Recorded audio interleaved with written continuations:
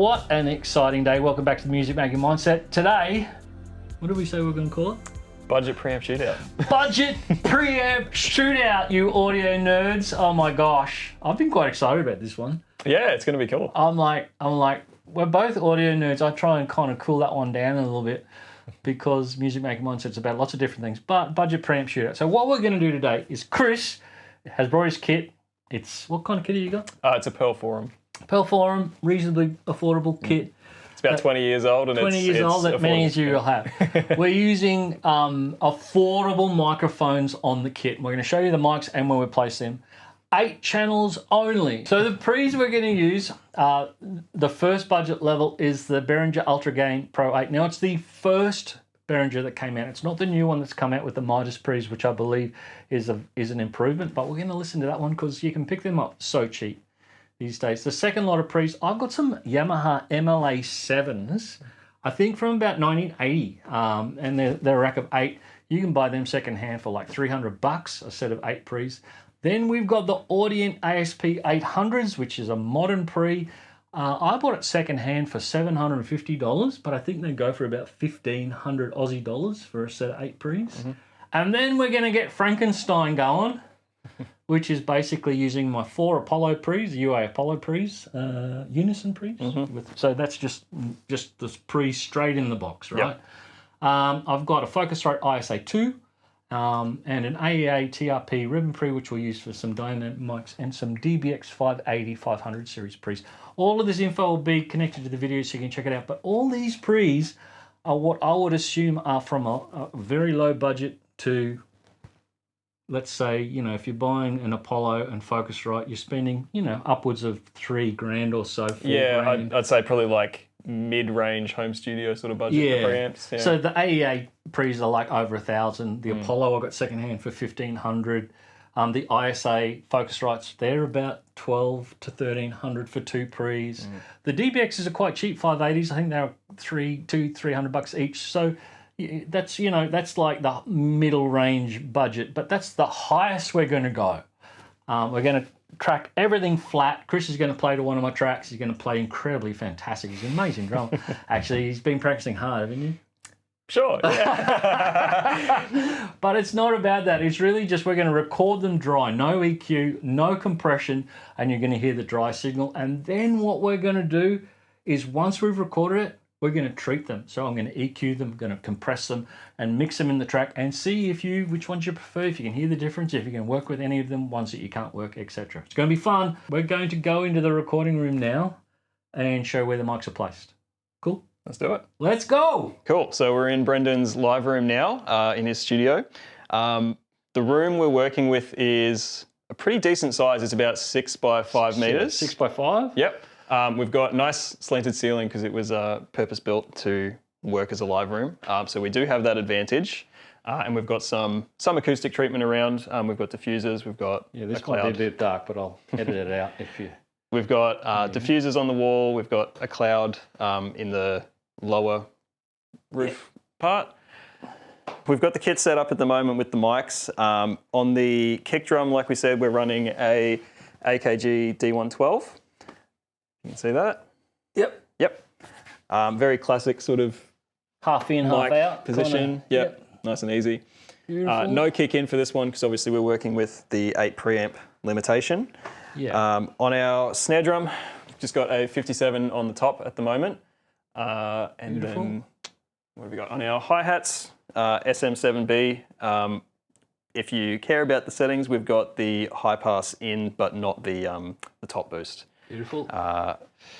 Toms, we've got just 57 again on the high tom. Yep. On the lower tom over here, we've got a Beta 52. Beautiful. Which is usually used for kick drums because it's got a nice boomy low end sound. For the overheads, AKG 451s. Yep. Now these are definitely the most expensive microphones that we're running. So they are on the expensive side for the overheads.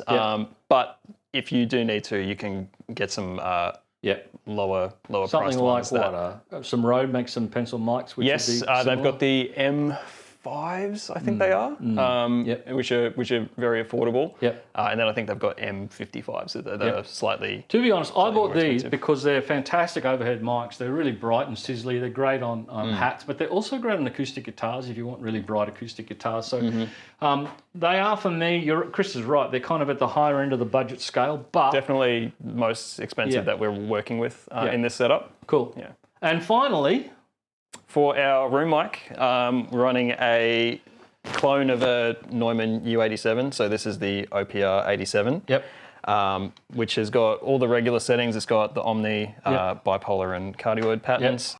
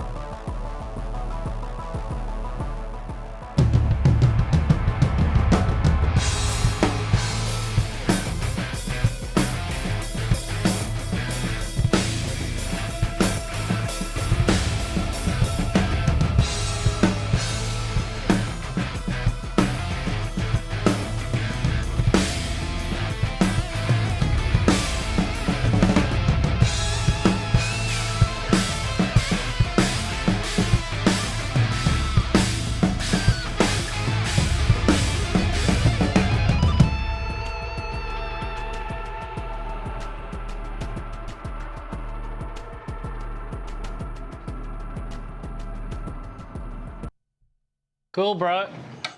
Cool. Easy as. All right. Righto, team. I'm back. Chris has gone home, and now I'm in the studio. I think it's also really important to remember, Chris and I didn't spend much time tailoring the front end sounds of the drum kit. We just got a basic, nice old drum kit that anyone could possibly have. And we didn't, we kind of tuned it and made the kit sound okay, but we really didn't focus on making the drums sound fantastic in the room, tuning each head, putting new heads on them. Front end sounds are so important, and we really didn't get in there and fine-tune microphones. The reason we did that was because we just wanted to simulate an everyday kind of person sticking mics in normal positions with preamps on a kit, which is pretty standard, so you can all hear. Kind of like a basic beginner level drum recording and how we work with that. We're going to go through the individual mics on each instrument so you can hear the sound of the preamps on each instrument. Then I've got a session where I've applied some equalization and compression as I would if I was recording drums using very standard basic plugins. Following that, I've added some effects, and I've also added some triggers like I would if I was mixing a prog record for this kind of drum sound. And we're going to be able to compare each preamp with all those different scenarios, and away we go. Okay, so here's the first track. This is just dry drum sounds straight off the microphone through the preamp. Let's start with the kick drum. You'll see that I'm going to start always with the Audient. I've got the Behringer, I've got the Frankenstein, and the MLA is the last one. Let's check out the kick drum, and I'm going to just cycle through these different tracks so you can hear the difference.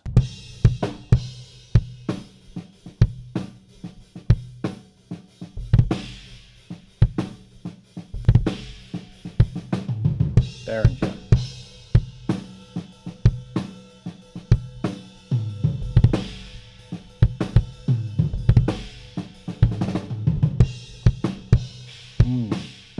That's the Frankenstein.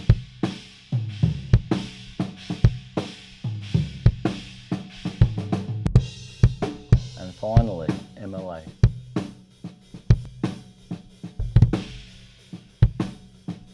Okay, let's do the same for the snare drum.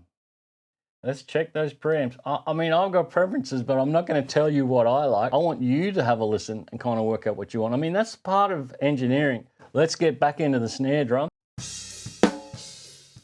This is just dry.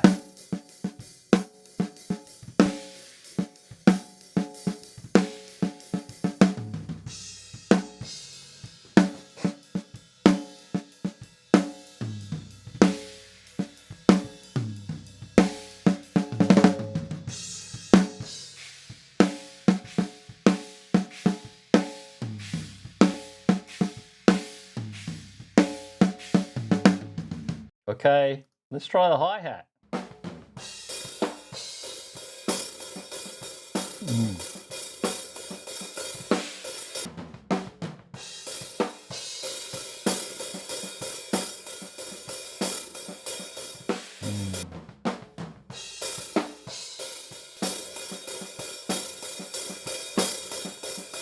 Okay, let's have a listen to the toms.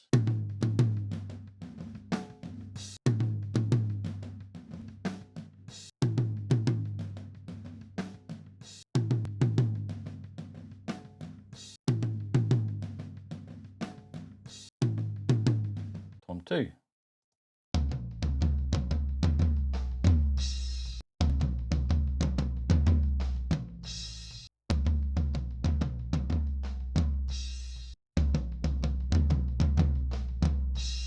Okay, let's listen to the overheads. This is an interesting one.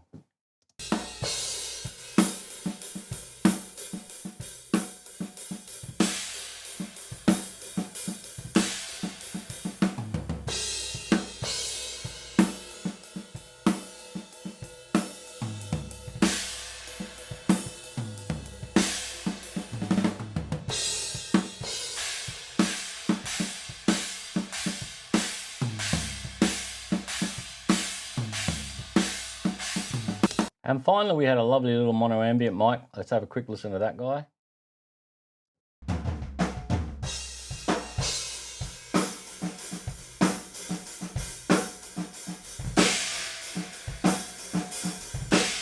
The harshness on that one jumps out in Behringer.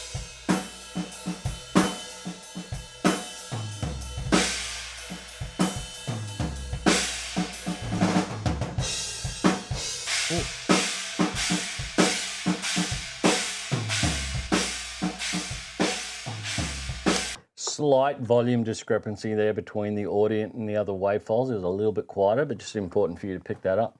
With that done now, let's have a listen to the dry mics just with the full kit with all those microphones balanced level.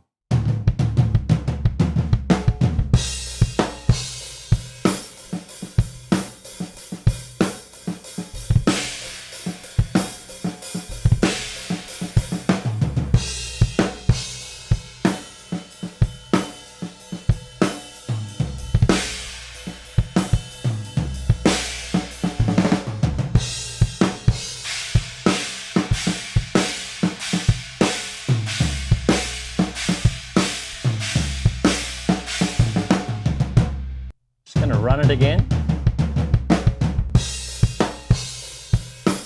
Whoo!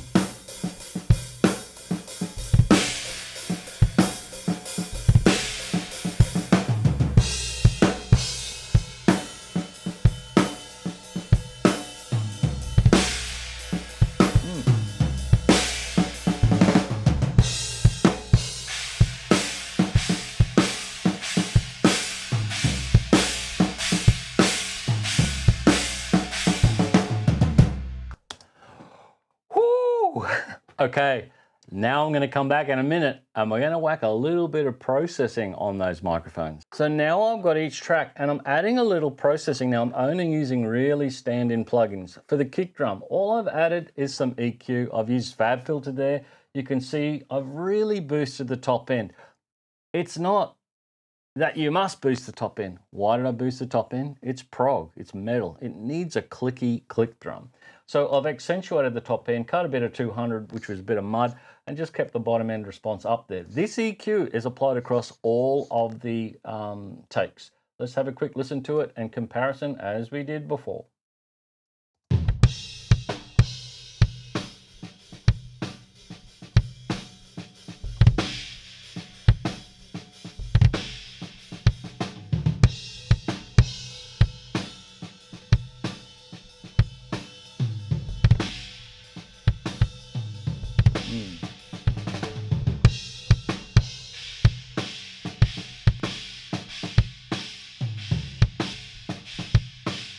Really interesting. I'll do a summary at the end so we can chat about it. Let's have a listen to the snare drum. On the snare drum, I've compressed it with just a stock Pro Tools compressor, slow attack, medium release, and I've done it at 4:1. And EQ, some FabFilter again, a bit of mid-range boost, 200 cut, a little bit of high end. That's kind of what I've applied to it. Let's have a listen to the snare drum.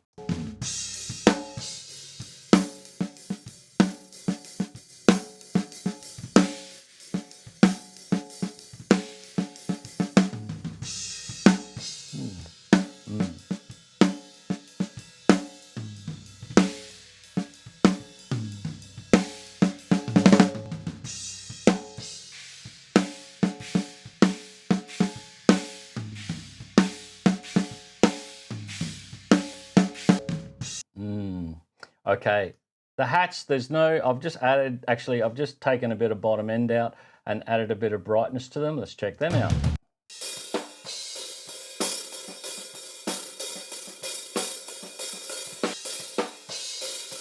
Yeah, I can hear stuff there.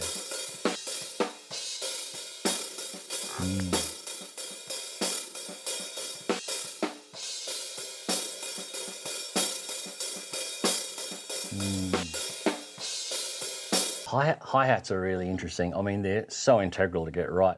And, you know, we only spend a couple of hours tracking these drums. Hi-hats can easily distort diaphragms on mics. I'm not saying that's distorted. I'm just saying sometimes a little bit of space off the hat's important. They're so friggin' loud, bro, hi-hats, you know? They're really loud. So do look into that. I EQ'd the toms a little bit, yet again, a little bit of bottom end, a little bit of top end. There's nothing to hear there other than a little bit of brightness, so we're not going to worry about playing them to you. I do want you to hear the overheads. Now, I've made an overhead master, and on that, I've cut about from 100 hertz shelf just to get any room noise, any aircon noise, and I've shelved about plus 3 dB from 2K upwards for top end brightness. Let's check these out, eh?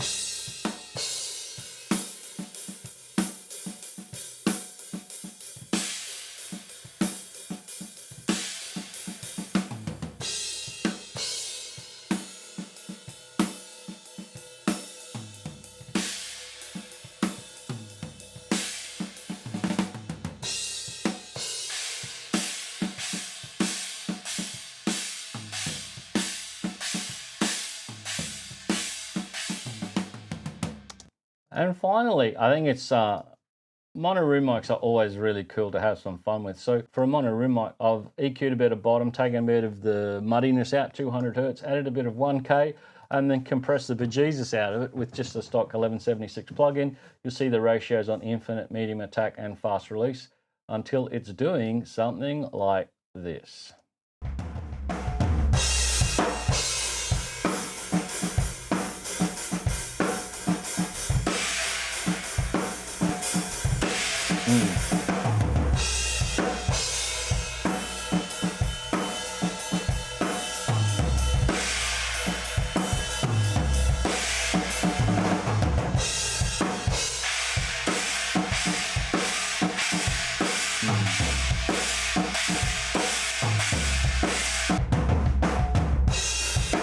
Cool. So with all that processing on, let's have a listen to the full drum kit balanced with that EQ and compression on those tracks.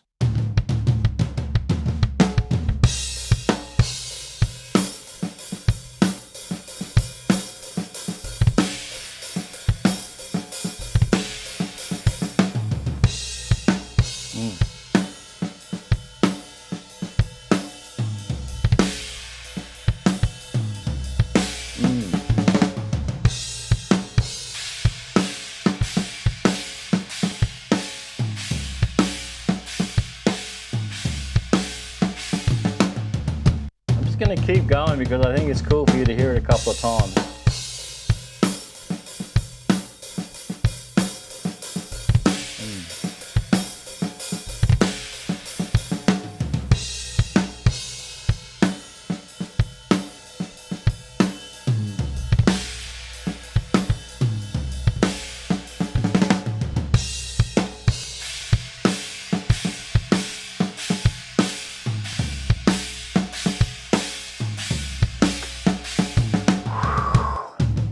Rightio, so I do add reverbs to my drum sounds.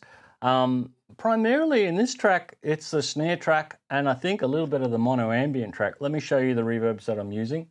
With any kind of rock drums, I grew up in the 80s and 90s, and you know, these processors stand up today very much so. I use a RMX non-lin reverb for rock snare drums. Sometimes you can put it on kick drums, and times you got to be careful with that. And the other one that I use today, I'm using a plate. Why? It's just a very simple plugin. I don't want anything too complex or too expensive for you to work on. I actually EQ my reverbs regularly. So the plate, I've got a lot of top end increased in it. Why? With drum recordings, especially for progressive metal, you're always kind of chasing the right brightness. So you're always kind of going, how much brightness do I need? So I increase that in the reverb, I can increase that in the close mics, as you can see.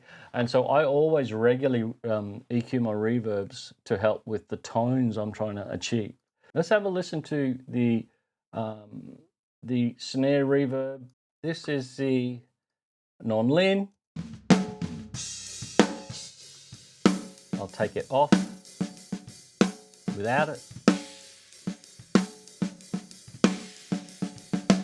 So it's kind of a gated reverb, right? Non-linear reverb, but it kind of adds some weight to the mid-range of the snare drum. It kind of fills it out. Now I'll combine that with a plate reverb. The plate reverb sounds like this.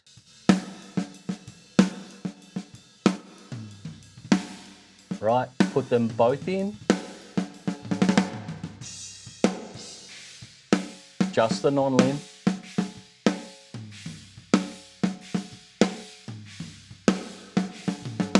Right.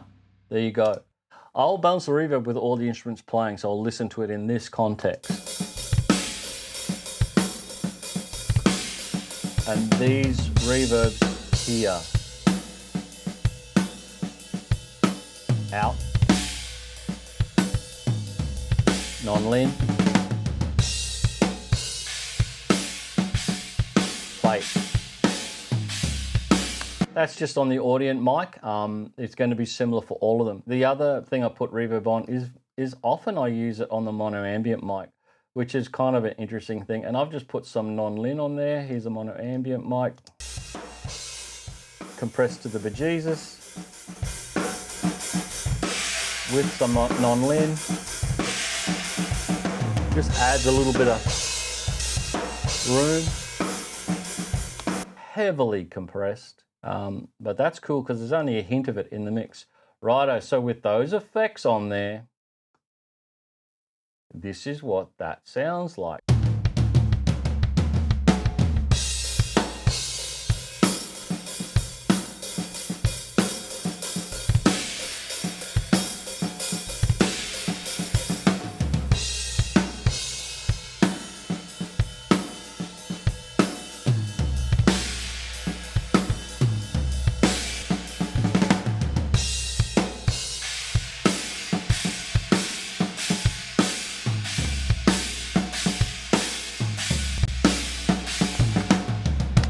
Cool. So, one last thing to show you. It's progressive metal. Progressive metal, remember, context is everything. Progressive metal often want really consistent front end tones for kick drums on the beater head. You want to hear that click and consistency. Snare drums, I like to hear the drummer's dynamics, but also you can add consistency by applying drum triggers and layering the drum sounds with drum triggers. I use a plugin called Slate Trigger. Looks like this. Shout out to them. I'm not sponsored by them or anything. I'm just showing you what I can use. Very affordable. And I've just inserted one kick drum sample. That sounds like this. Now I have EQ'd it and I have compressed it. Here it is there. Yet again, medium attack, kind of medium to fast release, and away we go at 4-1. And if we listen to that with the original kick drum, let's just do that. All right, here's the kick drum without the trigger. Let me bring the trigger in. Take it out. Put it in. Let you hear just the trigger.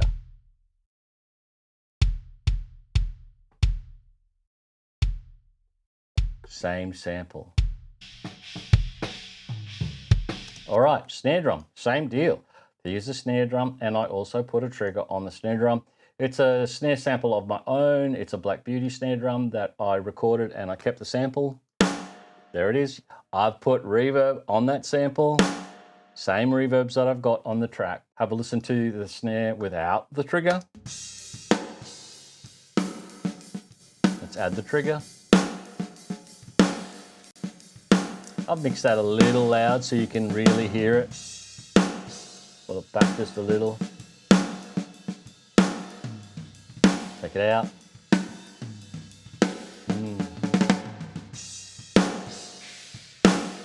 So see, by blending a trigger with your original snare, you're keeping the nuances of the drummer's playing. And the Slate trigger's cool, you can adjust dynamics, it does all that for you. But you're bringing some consistency to the track. And not every track will need that consistency. Some for like jazz and that you want the dynamics kept from the performer.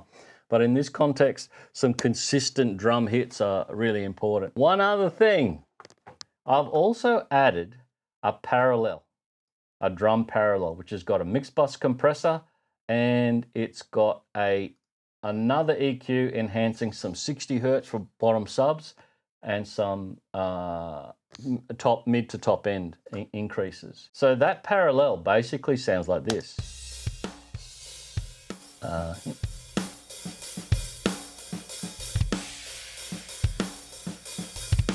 Heaps of compression.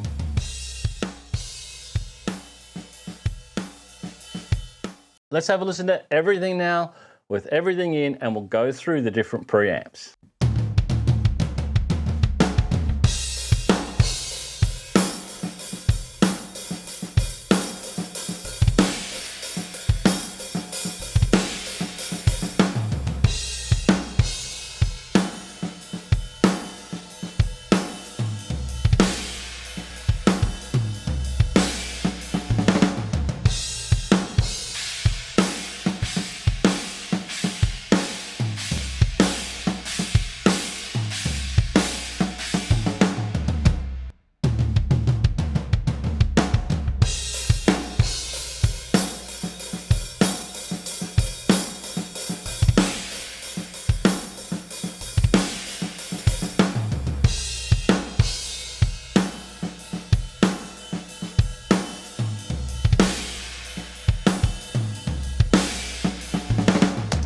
Okie dokie.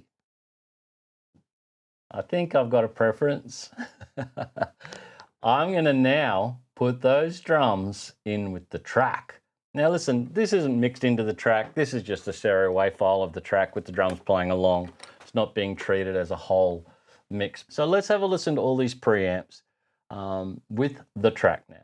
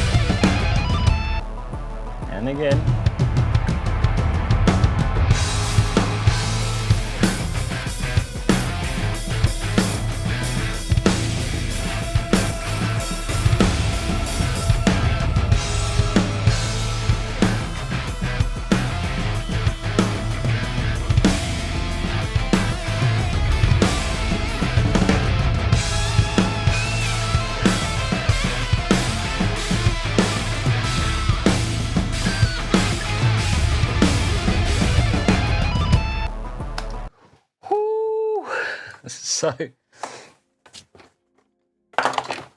team. I guess if I'm going to take a takeaway from this, are there differences? Absolutely.